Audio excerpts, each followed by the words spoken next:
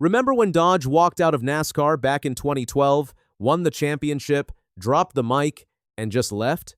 Well, after 13 long years away, they are sneaking back through the side door, and the timeline is way faster than anyone saw coming. Here is what just hit the news. Jordan Bianchi, who covers NASCAR for The Athletic, just reported something pretty wild. Dodge could be back in the Cup Series as soon as 2027, not 2028. Not someday. 2027. That is basically next season after this one. And if you stop and think about it, that is a really quick turnaround for a company that was not even in NASCAR before this year. Now, let me back up and explain why this is such a big deal. Last year, Stellantis, the giant company that owns Dodge and Ram, announced that Ram would jump back into the Truck Series after being gone for years. Everybody in the garage figured this was step one. Step two would be Dodge coming back to the Cup Series. The only question was when. Most folks guessed 2028. Some thought even later. Building a NASCAR program from scratch is not easy. You need a car. You need engines. You need designs, testing, approvals, and a whole lot of money. As Bianchi put it, 2027's real quick. 2028 is more realistic. But here we are at the end of June, and Dodge is already way down the road. So what changed? Two huge things. First, Dodge has already had their Challenger body in the wind tunnel. That is the part where they test how the car cuts through the air. Designing the car is not easy, but honestly, it is the easier of the two big jobs. The second thing is the engine, and that is where the real magic happened. According to sources, Stellantis recently had a big breakthrough on how they would build their Cup Series engines. That was the part with the most question marks just a few weeks ago. Now they feel confident. So, between the bodywork and the engine progress, the people inside the program believe they can actually be on the racetrack in 2027. Think about that for a second. The next Daytona 500 is only about 7 months away. The one after that, where Dodge could show up. That is just a year and a half out. Okay, so who is Dodge actually going to race with? This part is no mystery. It is Kaulig Racing.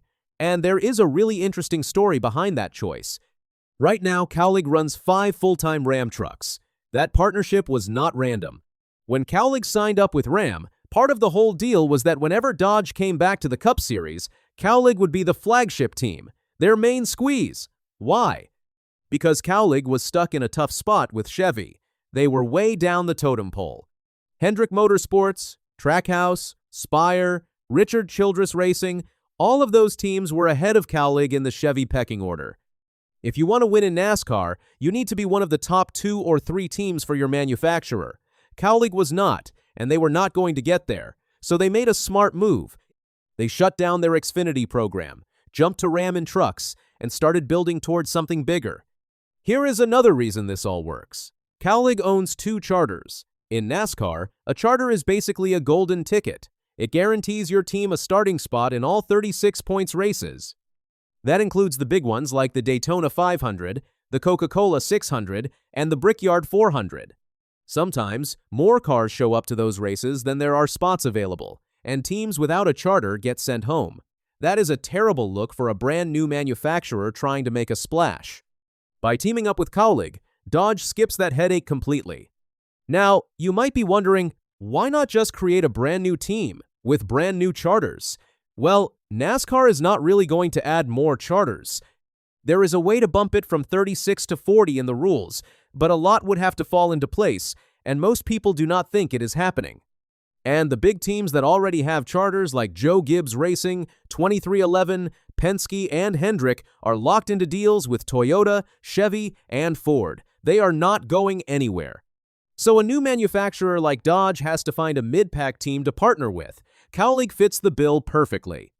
So who is driving these cars in 2027? One name is obvious, AJ Allmendinger. He is already under contract with Kaulig, and he has been carrying that team on his back all season long. With basically zero factory help from Chevy, he is still racing his way close to the playoffs. Allmendinger himself recently said he would come back next year if he had slightly better equipment and some real manufacturer support. Well, guess what is coming? If he can do this much with no help, imagine what he could do with a brand new Dodge program behind him. The second seat is wide open. Kaulig already has Justin Haley and Corey LaJoie in their building. Both guys have plenty of Cup experience. Putting one of them next to Allmendinger would give Dodge a strong veteran lineup to start with. But here is a fun little side note that has people scratching their heads. Just a few days ago, Roush Industries announced they were teaming up with Ram on some kind of project this summer.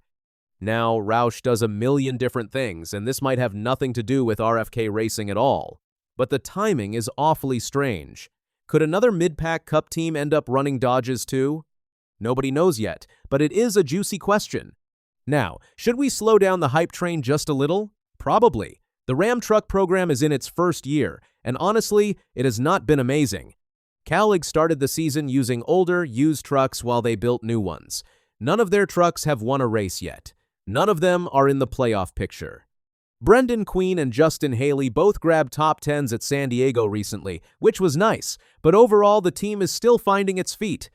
If they are struggling in trucks, can they really be ready for the Cup Series in just over a year? And here is something to remember. The last time Dodge was in Cup, they were here for about 12 years. Then they left for 12 years. Nobody wants them to come back, struggle for a couple seasons, and bail again. Fans want them here for the long haul, healthy, competitive, and committed. Still, the excitement is real. NASCAR has not had 4 manufacturers in the Cup Series since Dodge left after 2012. 4 full OEMs battling it out means more competition, more good seats for great drivers, and more storylines every single weekend.